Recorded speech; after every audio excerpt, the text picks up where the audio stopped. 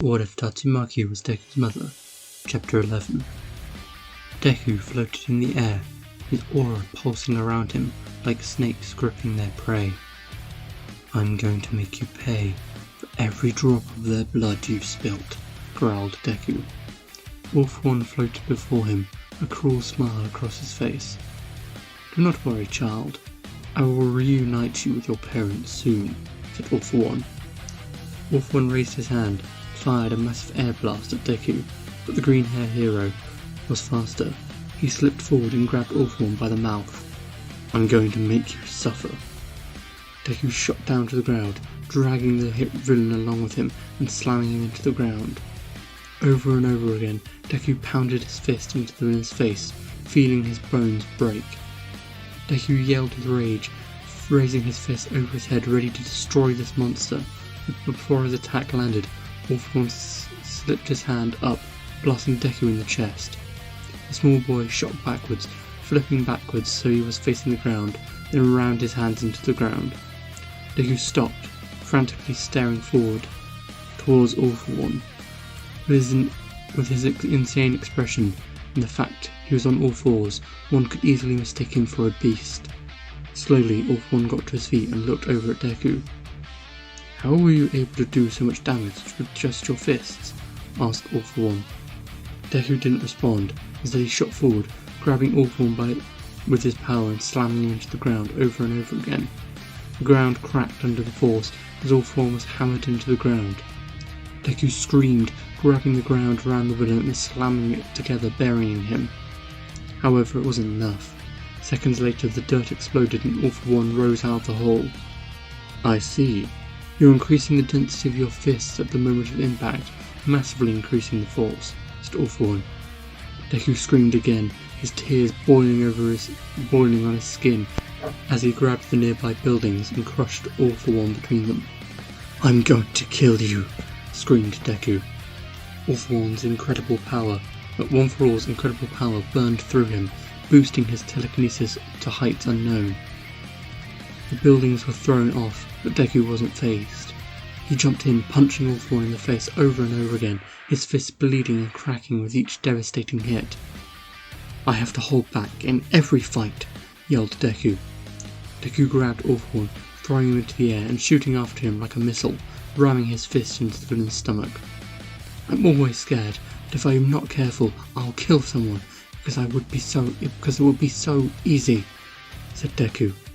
Deku grabbed All for One's throat, ramming the villain through dozens of buildings and taking off and shooting up into the sky. "I could kill you in 1,000 different ways," said Deku. All for One managed to blast Deku back with his air cannon, but it barely slowed down the green-haired berserker. Deku shot forward, spinning around to come in for a massive axe kick. "Guillotine kick!" screamed Deku. Deku focused all of his power onto his leg, and it increased its weight 1,000 times over. Like a meteorite, it smashed into All for One and sent him hurtling down to earth. Deku shot after him. "I could stop your heart with a thought. I could crush all your bones with a wave of my hand. I could sever your spine like I'm breaking a twig, or I could excite the hydrogen in your lungs and detonate them. I'm going to tear you apart for killing them," said Deku. Deku slammed into the ground next to All for One. The villain staggered to his feet, as he was bleeding heavily from the wounds covering his body. "You brat," said All for One. All for One buffed up and shot towards Deku, grabbing him by the throat and slamming him into the ground. However, the villain's hand was empty. "What happened? I was sure I grabbed you," said All for One. "You signed your own death warrant when you killed my parents," said Deku. Deku waved his hand and his body disintegrated and reappeared behind All for One. "This power is the only thing I have to remind me of them. Now, because of you. You will beg for your life," said Deku. Deku waved his hand and All for One's leg bones disintegrated. Ashito and several other members of their class were watching from the sidelines and couldn't believe what they were seeing. "Did he just teleport? How is that possible?" asked Bakugo. Ashito gulped, watching Deku tear apart All for One. "He's unlocked it. His second quirk. He's always been able to control matter, but now he's more than that. He's transforming matter, the matter of his body, into energy and moving at light speed before rebuilding himself. He always thought this was possible, but he knew he didn't have the power to do so. But now he does. Ashito stared wide-eyed at the horrific sight before her. She couldn't do anything. Suddenly she felt a massive hand touch her shoulder. He's using his own life force as a fuel. If he keeps this up, he'll kill himself. And I think that's what he wants, said All Might. Ashito looked up at the translucent image of All Might as it slowly faded away. Save him, please. I'll always be with you, said All Might. A tear rolled down Ashito's face, but evaporated when she powered up. Deku smashed his fist into All-Form's face, sending him hurtling into the sky. He teleported into the flight path and smashed his fist into the villain's stomach. The broken villain was thrown violently back down to Earth, but Deku caught him before the impact. The mentally broken hero gripped the villain's face before teleporting over to a car and smashing his head into it. "You will pay!" screamed Deku. Deku screamed as the car crumbled under the force. Deku dropped All For One. The villain dropped onto his back. His leg bones were dust, one of his arms had been torn off, and the other one was twisted and broken. Slowly, Deku raised the villain into the air and wrapped his power around him.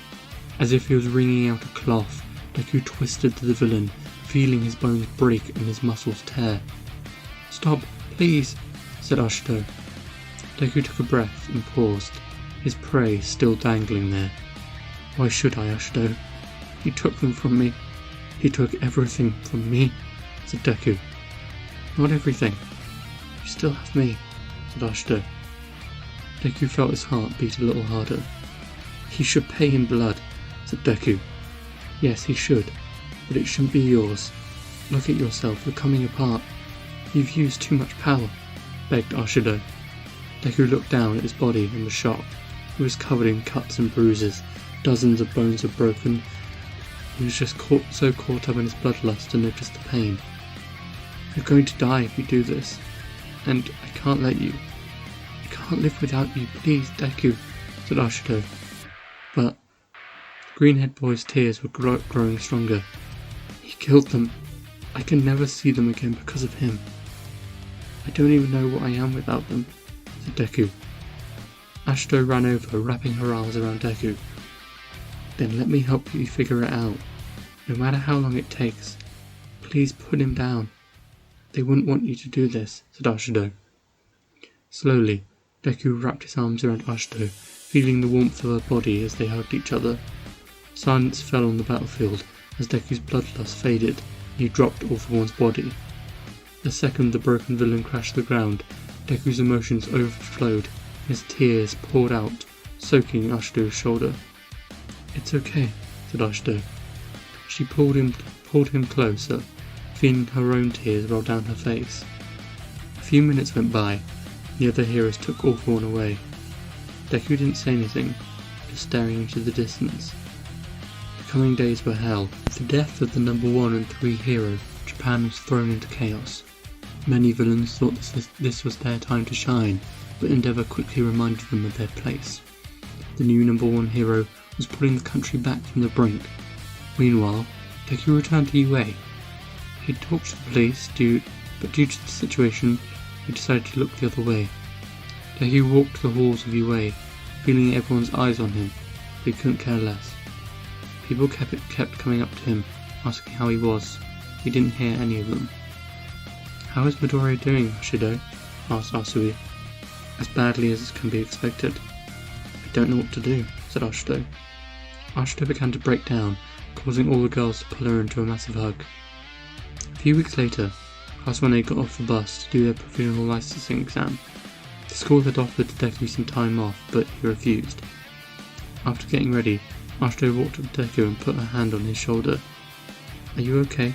You haven't said anything for days," said Ashito. Deku didn't respond, just walked off. "Okay, we can talk later," said Ashito.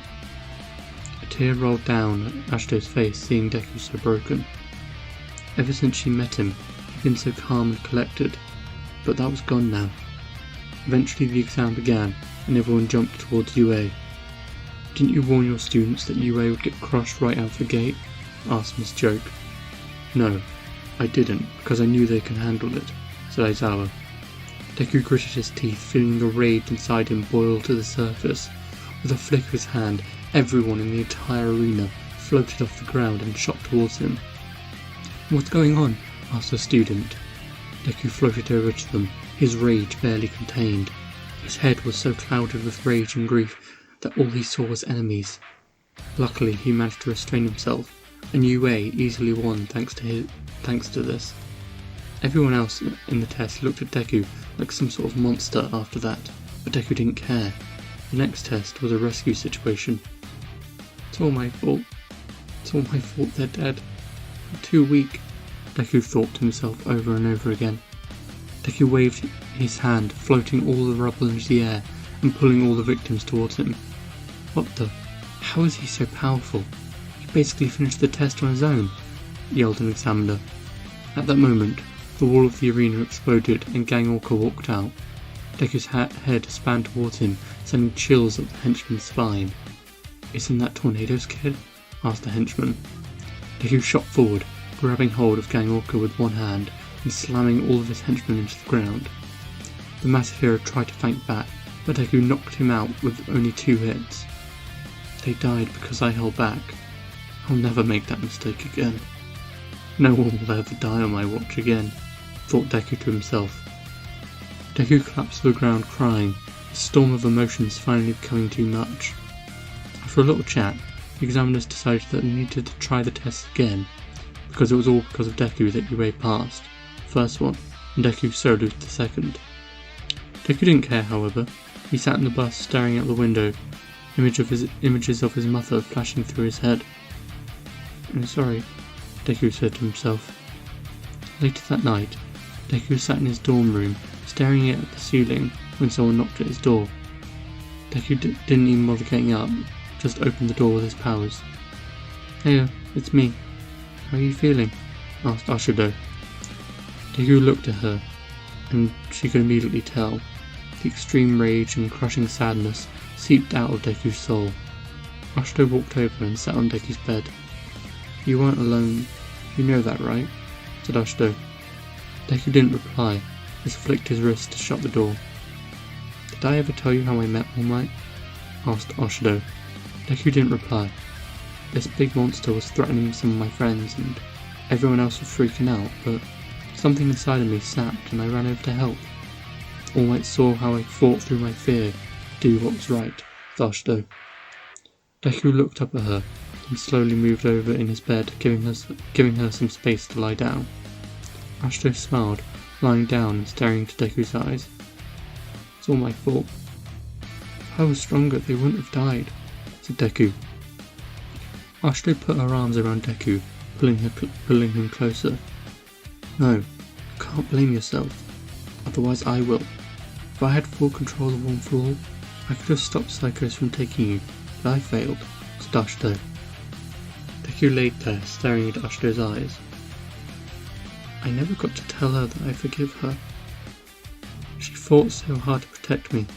She died thinking I was still angry at her, because I didn't have the guts to tell her, said Deku.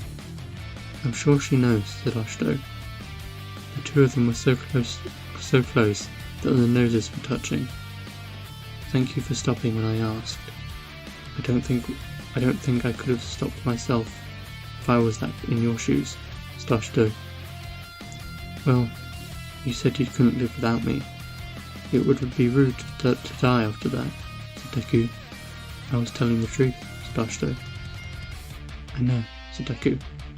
Slowly, the two of them kissed, their arms pulling each other closer. I love you, Deku, said Ashido. Ashido cut to Deku's face as their kiss continued. Deku stopped and pulled away. What am I doing? Deku sat up and began breaking down his hand. Ashido closed her eyes, feeling her own tears roll down her face. I'm sorry, I shouldn't have done that, said Ashido. No, it's okay, said Deku. Ashido stood up and walked to the door but stopped. Come with me, said Ashido. Deku did as he was told and followed Ashido out of the dorm.